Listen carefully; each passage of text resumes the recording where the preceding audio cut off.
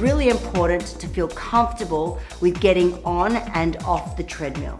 The last thing I want to see is treadmill roadkill. Now follow my instructions.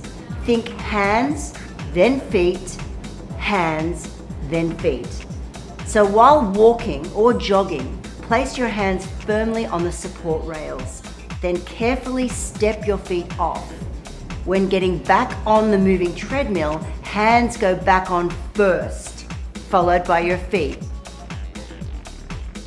Okay, onto my interval sprints. I only do these for 5 to 15 minutes. It's simple. You sprint for 30 seconds and then step onto the side and rest for 30 seconds.